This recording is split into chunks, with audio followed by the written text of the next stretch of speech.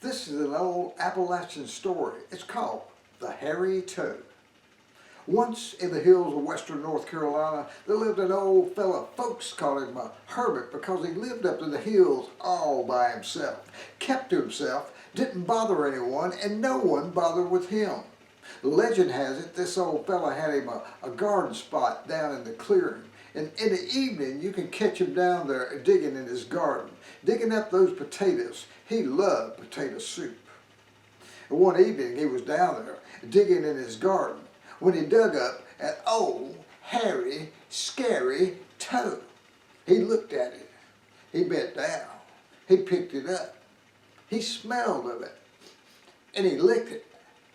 And he thought to himself, now this toad would be mighty fine in my big black cast iron pot, along with my carrots, onions, and potatoes. And he placed it into his pocket, and the old man went back a-digging in his garden.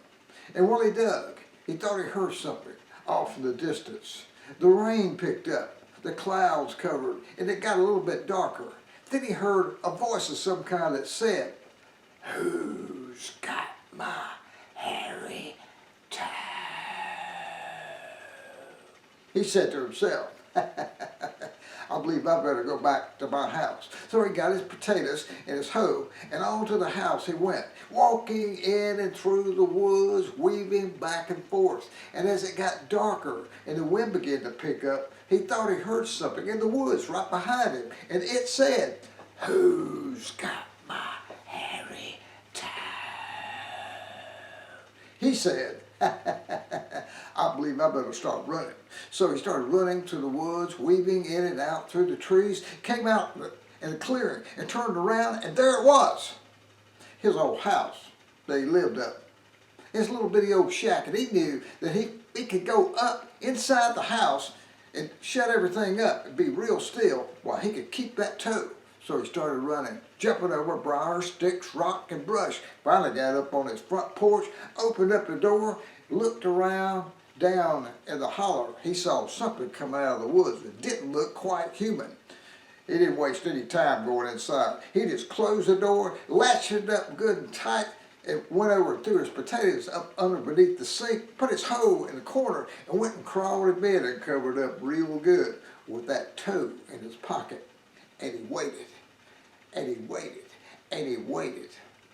And after a little while, he heard something outside that was walking around his shack with the wind blowing up against the side and a voice coming through the cracks. And it said, "Who's got my hairy toad?"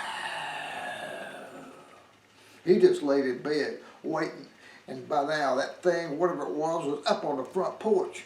And it was banging up against the side of the house and banging up against the side of the door. And the door flung open, and there stood the biggest, tallest, hairiest monster you ever could imagine in your whole entire life. He stood about 6'5" and weighed well over 350 pounds.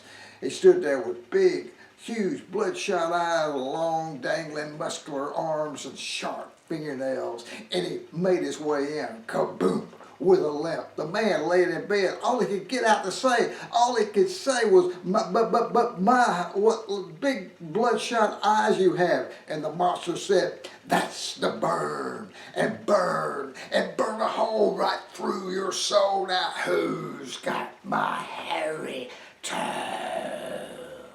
The man laying in bed, he couldn't move, he couldn't get up, he couldn't run, he was stuck. And as the monster made his way across the room, he looked up, he said, but my, what long dangling muscular arms you have. And the monster said, "That's the squeeze, and squeeze, and squeeze. Now who's got my hairy toad?"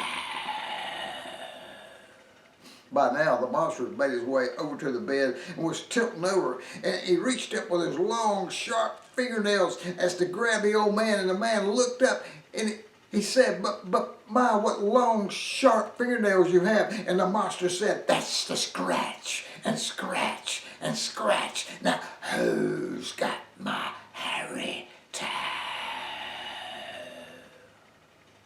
Well, legend has it in western North Carolina that monster reached down and grabbed that man and got his hairy toad.